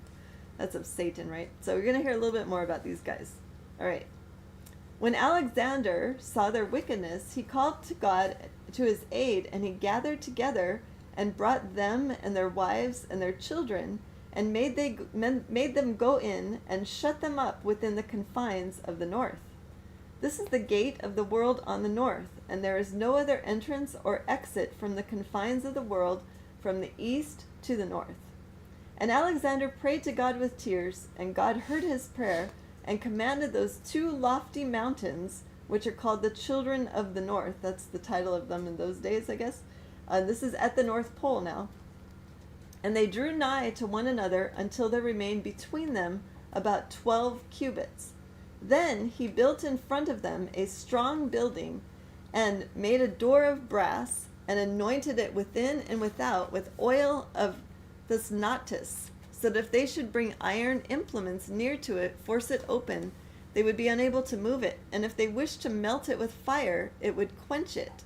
And it feared neither the operations of devils nor of sorcerers, and was not to be overcome by them. Now there were 22 kingdoms imprisoned within this northern gate. Okay, remember, this is from Alexander, and he prayed to the Most High because he saw these abominations on the earth, and they were just destroying like normal people. These are their names: Gog, Magog, Nawal, Ashkenaz, interestingly, Denethor, Paktai, Welotai, Humai, Parzai, Daklai, Thaubalai, Darmatai, Kakabai, the dogmen. This is the cynocephali. I don't know if you guys have done a deep dive on these dogmen. They were actually a thing. You can even look at Saint Christopher. Just Google Saint Christopher dogmen, and there actually was a saint that had the head of a dog. So trippy. Again, DNA combos of the Nephilim. Mdaratha, Garmido, cannibals. They actually have a tribe called cannibals. Therkai, Alanai, Pisalon, Denkai, and Saltrai. At the end of the world, and at the final consummation, now this is a reference to another scripture in Matthew, and I think also in Luke, where men are eating and drinking and marrying wives, and women are given to husbands. They're planting vineyards and building buildings, and there's no wicked man or adversary on account of the assured, this is the false peace that Antichrist is going to bring, the assured tranquility and certain peace. You remember the first 3 years are going to be peaceful. Everyone's going to think this Antichrist AC figure is like the Most High God, or, or he's going to present as Yeshua. And everything's going to be wonderful for about 3.5 years. So they're going to be eating, drinking, marrying, planting vineyards, building buildings. Okay, everything's going to be peaceful. Suddenly, the gates of the north shall be opened, and the hosts of the nations that are imprisoned there shall go forth. So when they talk about Gog and Magog, this is a pretty interesting way to look at that, instead of just saying, oh yeah, all of a sudden everyone in Russia is going to become evil or something, Gog and Magog. Mm-hmm. But I think this is what they're talking about in the far north. Kind of just like when they say the east, and it actually is the far east. They say the north, and it's like the far north, all right? Okay, so the gates of the north shall be opened, and the hosts of the nations that are imprisoned there shall go forth. The whole earth shall tremble before them, and men shall flee and take refuge in the mountains and in caves and in burial places, or like graves, I guess, and in clefts of the earth. So everybody's going to try to go to their underground bunkers, or, the kings of the earth especially, they have all these massive places going on underground. They shall die of hunger, and there will be none to bury them, by reason of the multitude of afflictions which they will make men suffer. They will eat the flesh of men and drink the blood of animals. They will devour the creeping things of the earth and hunt for serpents and scorpions and reptiles that shoot out venom and eat them. They will eat dead dogs and cats and the abortions of women with the afterbirth. They will give mothers the bodies of their children to cook, and they will eat them before them without shame.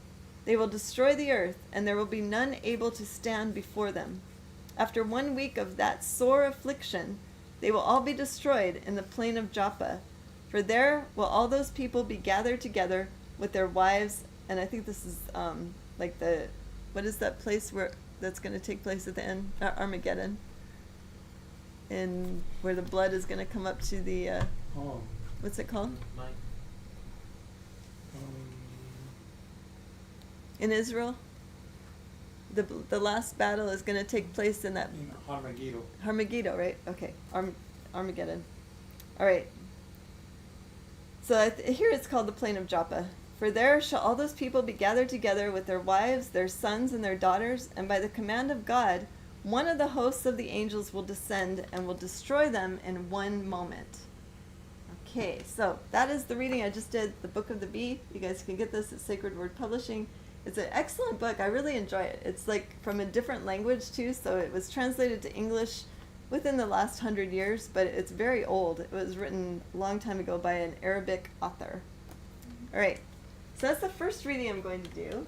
And it's interesting because in the chat, I noticed somebody mentioned something found in the Testaments of the Patriarchs, and I was just looking through these, and it's been a while since I've read through these Testaments of the Patriarchs, but there's some that particularly stand out to me because we just read about like all the power and everything that the enemy has with all of these creatures coming out in the middle of the tribulation.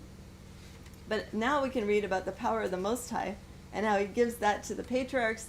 He gives that to us as well as his children. And I'm going to be reading the Testament of Judah because this was the most powerful patriarch of the sons of Jacob, and it's kind of amazing how it lines up with scripture.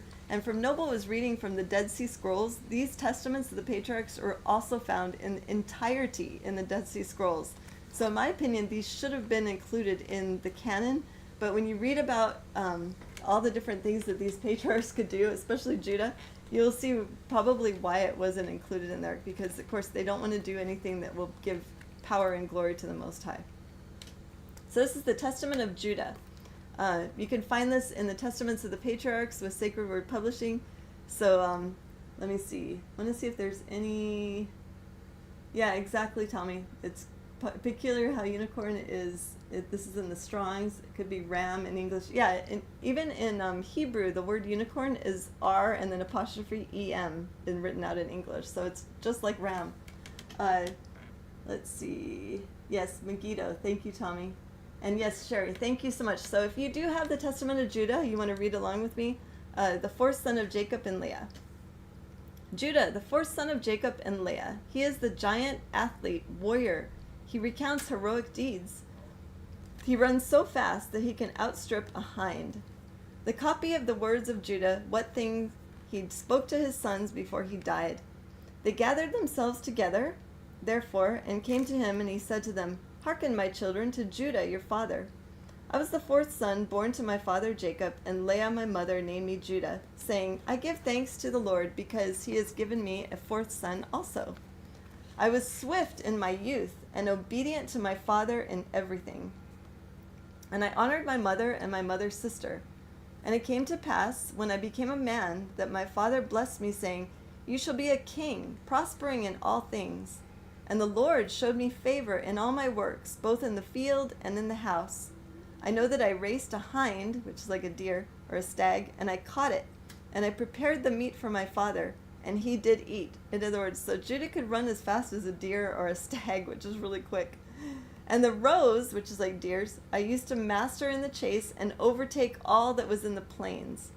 A wild mare, so even a horse, I overtook and caught it and tamed it. I slew a lion and plucked a kid out of its mouth. I took a bear by its paw and hurled it down the cliff, and it was crushed.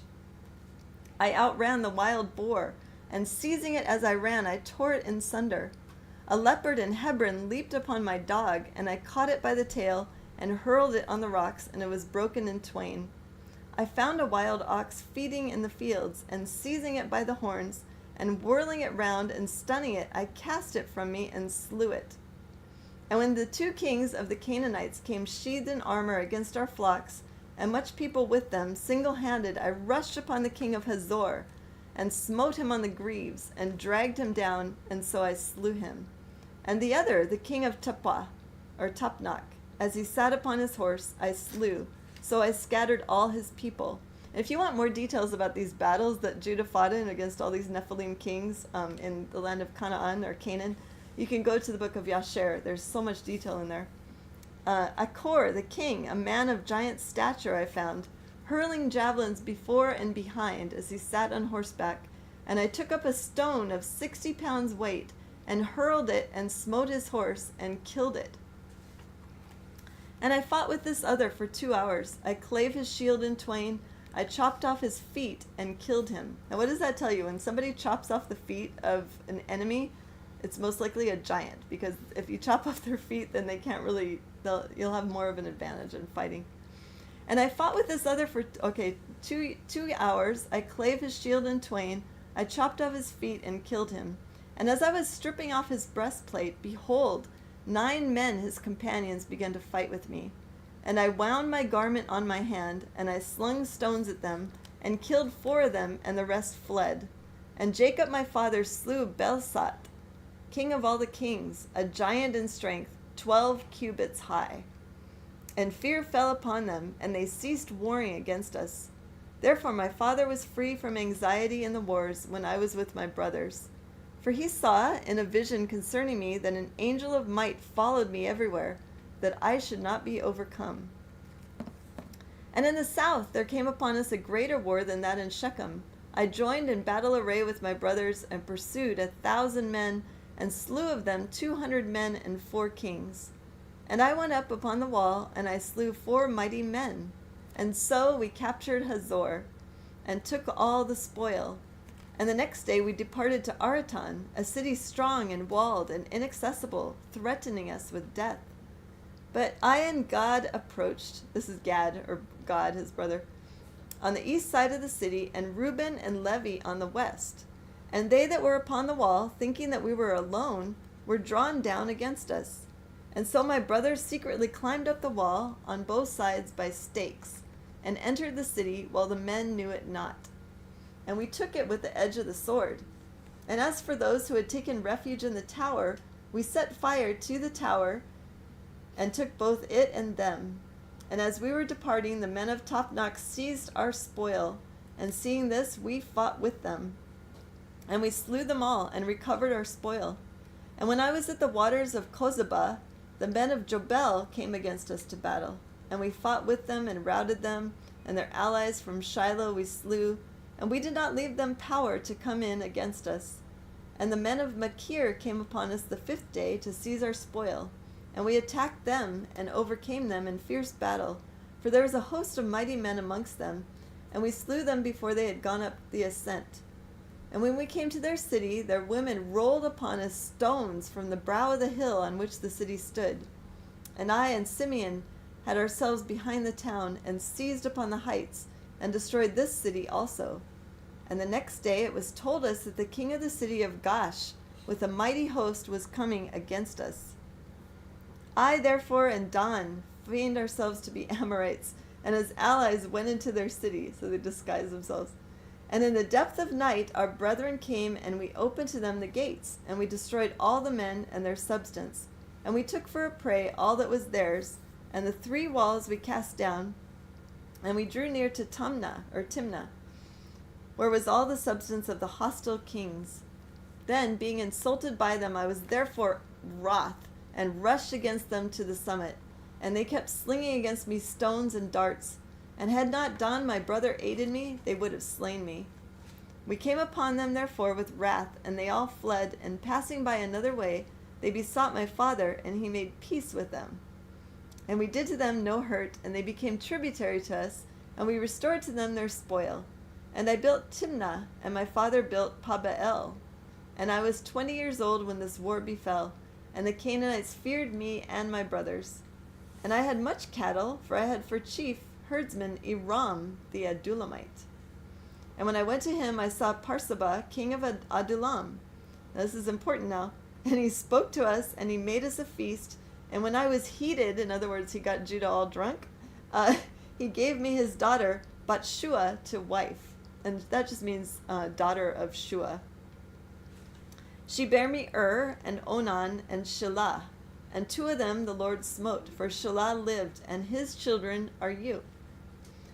And 18 years my father abode in peace with his brother Esau, and his sons with us, after we came from Mesopotamia from Laban.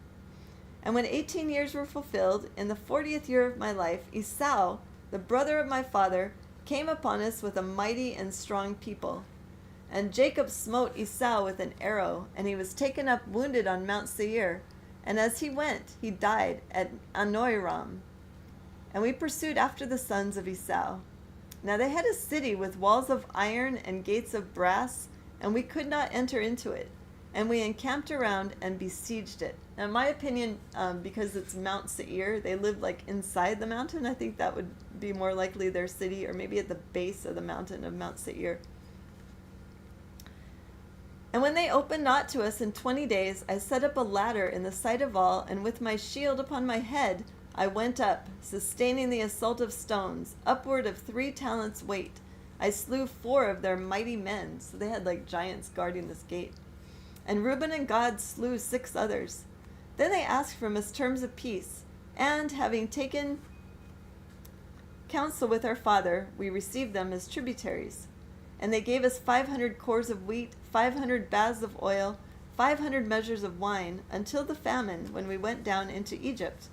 And after these things, my son took to wife Tamar, from Mesopotamia, a daughter of Aram. Now was wicked, and he was in need concerning Tamar, because she was not of the land of Canaan. Okay, and we can read more about this in Legends of the Jews, like we were reading earlier, the details about Esau and Jacob fleeing and having the vision of the ladder up to heaven. So this has some more detail about it. It's actually the mother, Batshua, did not want her sons marrying Hebrew women. She wanted them to marry Canaanites. So this is why was listening to the counsel of his mother. So Tamar was a Hebrew. She was the granddaughter of Shem. So she was quite a bit older, but she was like directly from the line of Shem. So I think that's pretty cool. And she was a very godly woman. She was a priestess. So was wicked, and he was in need concerning Tamar, because she was not of the land of Canaan. And on the 3rd night an angel of the Lord smote him. And he had not known her according to the evil craftiness of his mother, for he did not wish to have children by her. In the days of the wedding feast I gave Onan to her, that's his next son, in marriage, and he also in wickedness knew her not, though he spent with her a year. And when I threatened him, he went in unto her, but he spilled the seed on the ground, according to the command of his mother, and he also died through his wickedness.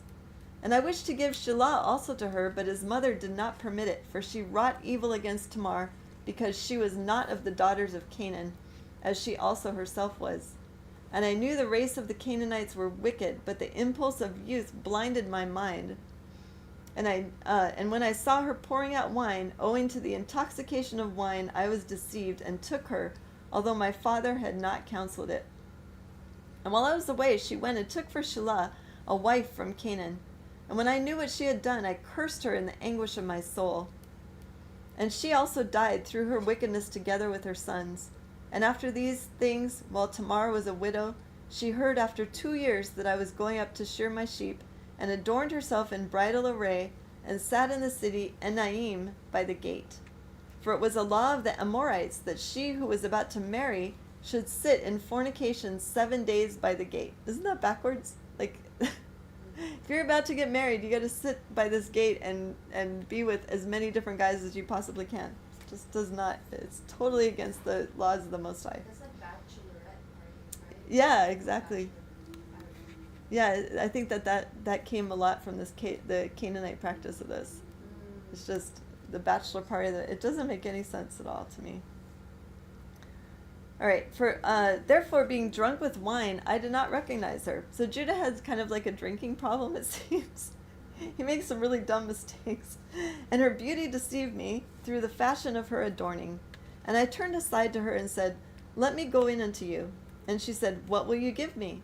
And I gave her, and we talked about this in Digital Readers Club, the vestures of light and rod of wonder that Judah had, my staff, which is the rod of wonder, and my girdle, and the diadem of my kingdom in pledge. And I believe that attached to that whole girdle part would have been the vestures.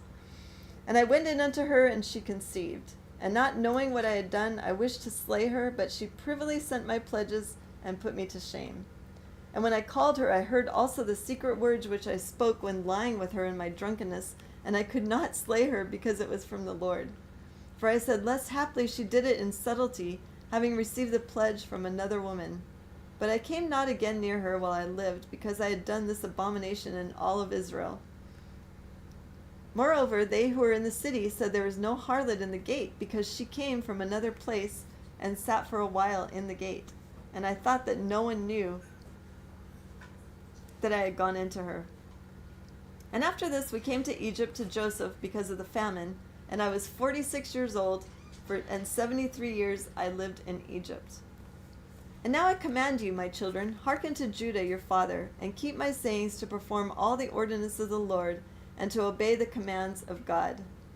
And walk not after your lusts, nor in the imaginations of your thoughts, in haughtiness of heart, and glory not in the deeds and strength of your youth, for this also is evil in the eyes of the Lord. Since I also gloried that in wars no comely woman's face ever enticed me, and reproved Reuben my brother concerning Bilhah the wife of my father, the spirits of jealousy and of fornication arrayed themselves against me, until I lay with Bathshua the Canaanite, and Tamar, who was espoused to my sons. For I said to my father-in-law, I will take counsel with my father, and so will I take your daughter.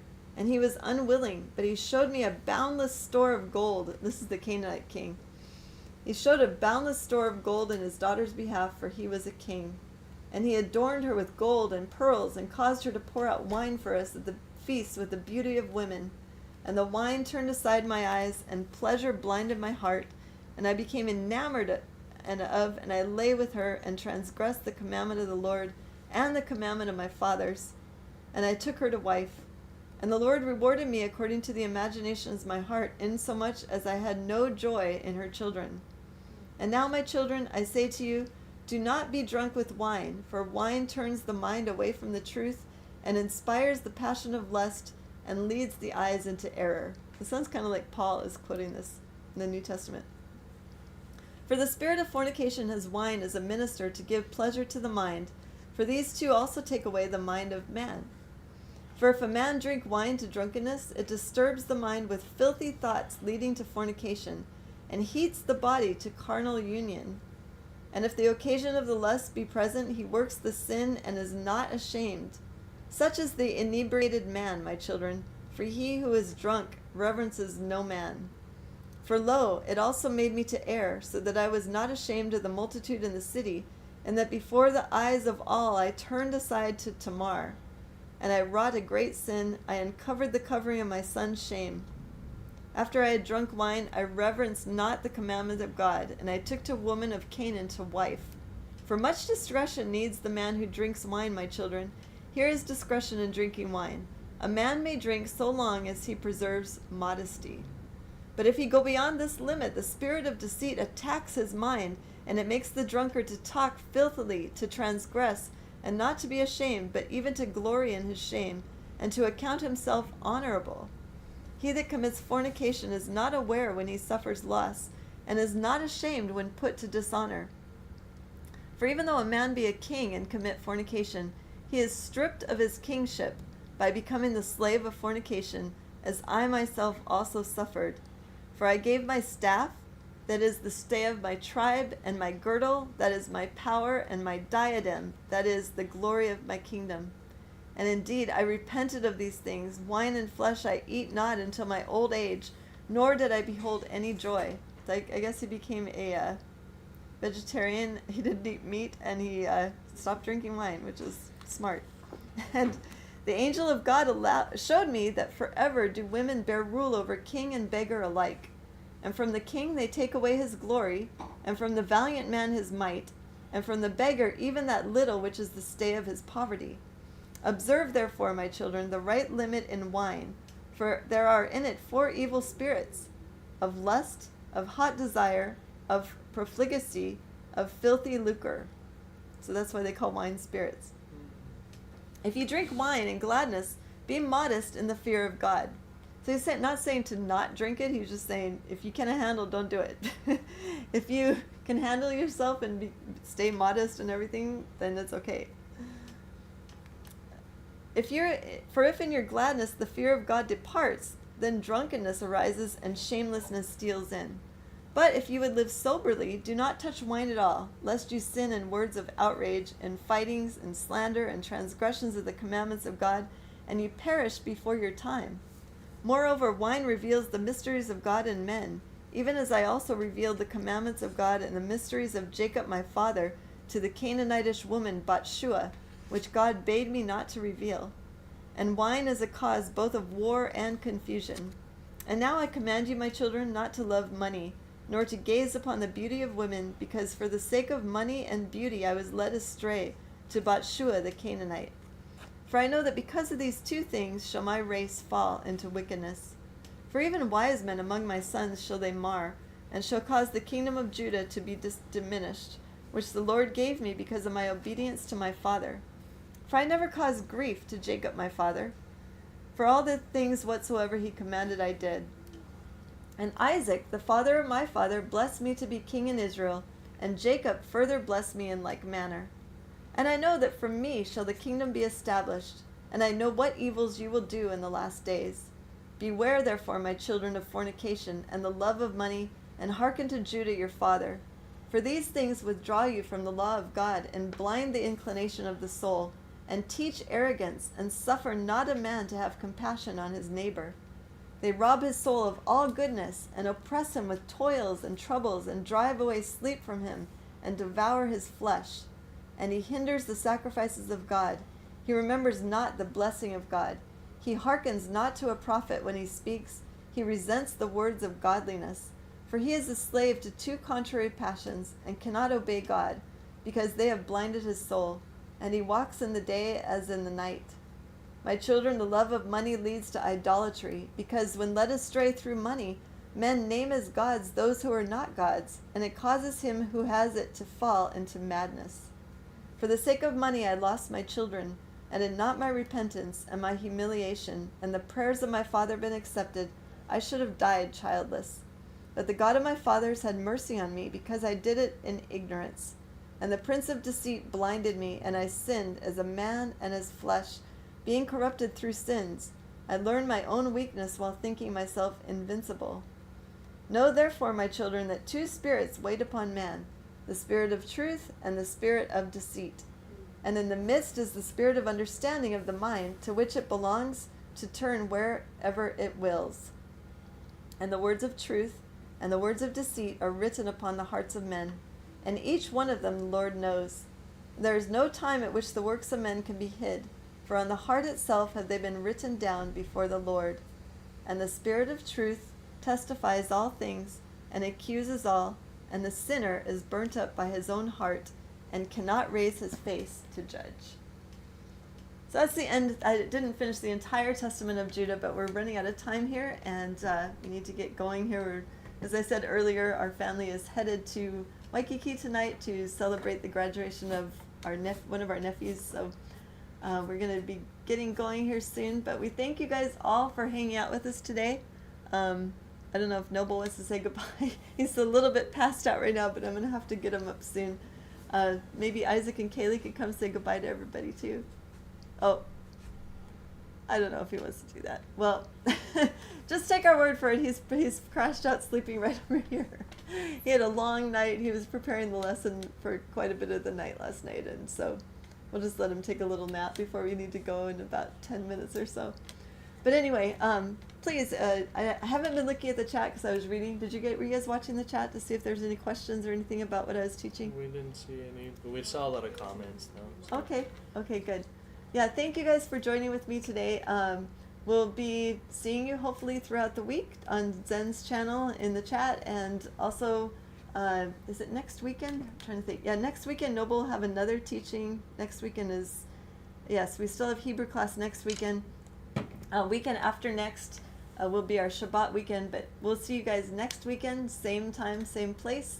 And you guys have a blessed rest of your weekend and rest of your week, and we look forward to seeing you guys soon. Shaloha. Wait, we're still here. You're What's still going here. on? Oh my god. We're still here. Uh, Kaylee, did you? Oh, I thought you guys were